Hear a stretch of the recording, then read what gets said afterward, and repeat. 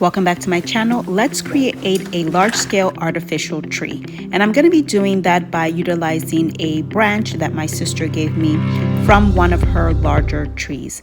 Now, what I am doing here is removing the wire that I used to hold up the tree while I gave it some time to air and dry out from being cut on a rainy day.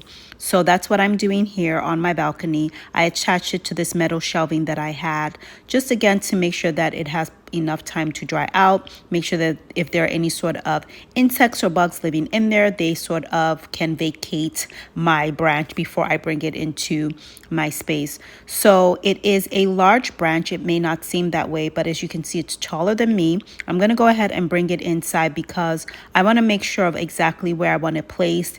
And honestly, I need to reorient myself to this particular branch.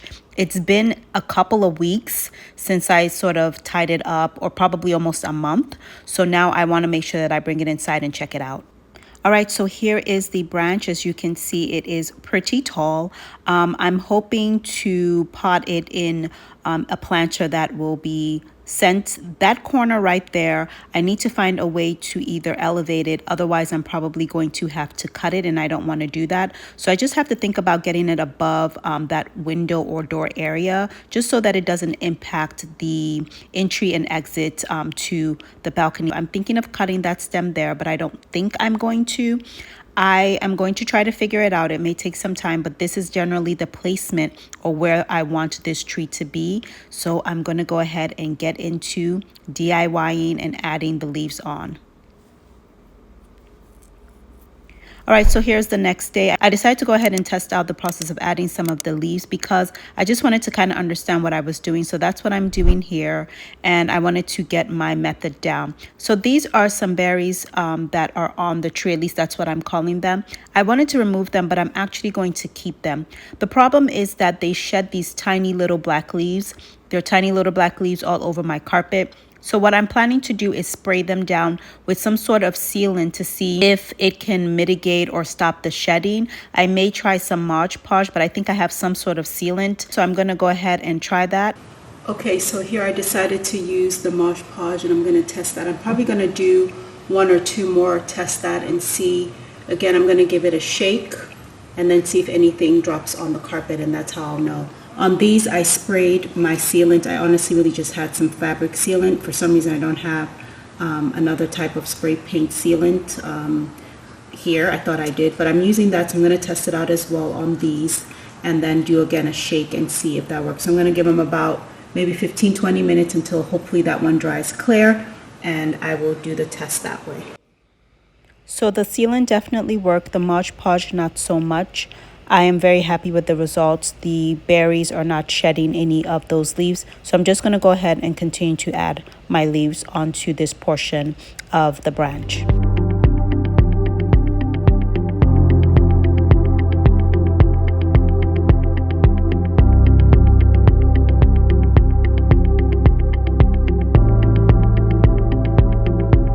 Okay, so I have my glue gun, and what I'm going to do is just put some glue in there. Put this down, and then I'm going to glue that. Okay, you want to make sure your leaf is facing the way that you want it, and I'm just going to try to attach it to the end here. Hold it for a little bit. Okay, and there you go. Okay, let me do one more.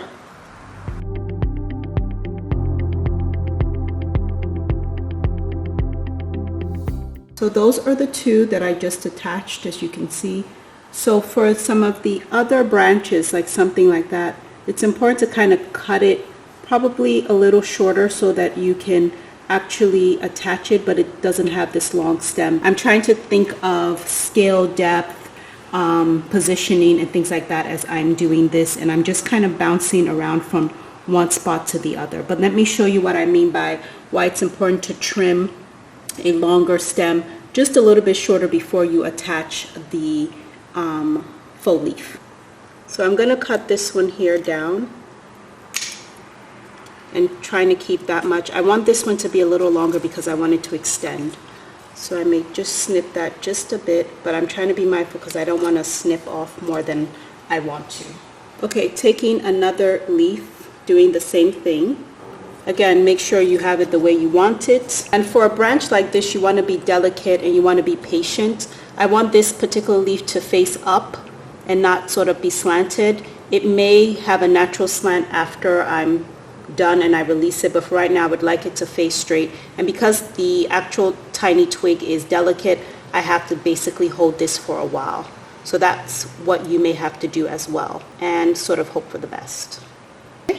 And there you go. So now when I attach the next leaf, it may have a little bend, but it gives it a bit of dimension across, and everything isn't sort of at the same height or at the same scale or at the same length. Hey there, so good morning. It's another day and I have gotten most of this side done and worked on trimming some of the other longer pieces just so that they're ready for me to start to add the leaves. I am going to go ahead and cut some other areas so that it's just easier for me to just start to add the leaves, especially up in here. I haven't cut some of the stems shorter. And then I'm just going to continue to build my way. I'll probably wind up shifting this tree to a different location just so that it's easier for me to stay on my steps and then access the top parts to start to add the leaves. So the order of business today is to try to finish this up and hopefully then add this bottom part in some cement. But again, I didn't want to cement it yet or put it in its pot with some cement until I was done, because again, I will have to shift this piece around to get to the top. So I've just been pulling off the leaves like this.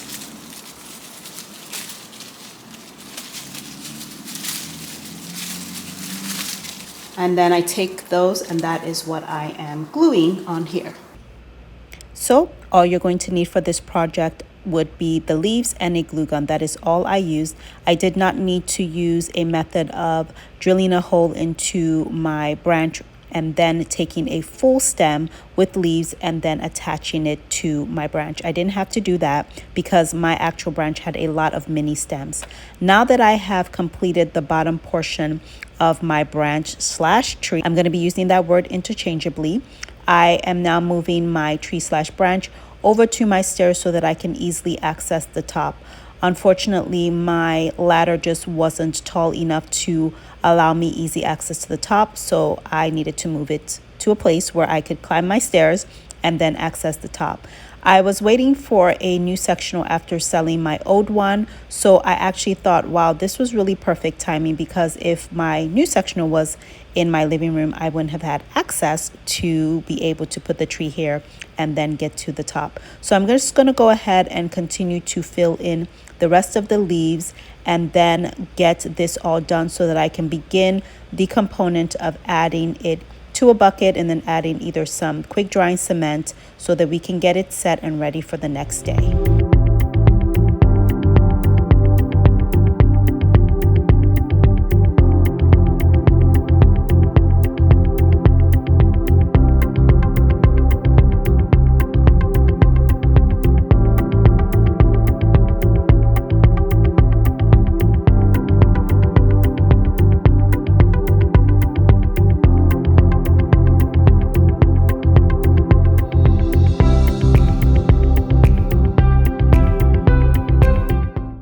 At the point where I need to begin to add the Quikrete, which is supposed to be like a mortar mix. I thought I had some quick drying cement, but I didn't, so I went ahead and used this one. Definitely want to wear a mask because it is so dusty and you don't want that really just getting in your nasal passageway. I went ahead and poured some water and mixed it around, but then decided that I really needed to add more, so I basically used pretty much the entire bag. I wanted a thicker consistency, so you'll see me adding more and using the whole thing before I decide to put the actual branch into the bucket. I just got my bucket from Lowe's or Home Depot. I can't really remember, but again, I'll link it below. So at this point, when I put the branch in, I realized that it just didn't have enough to work with. It was too shallow. So you can see just how far that Quikrete was covering the bottom of the branch. I needed it to cover more. So I noticed that I had this smaller bucket, and I decided to go ahead and transfer the cement or quick-read mortar into the smaller red bucket, and that's what you'll see me doing here. So if you're finding value in this video and like what you're seeing, don't forget to subscribe to the channel. Give this video a thumbs up and hit your notification bell. Swipe it all the way to the right so that you're up to date when I post new videos like this one. All right, let's get back to this DIYing and finishing up this tree.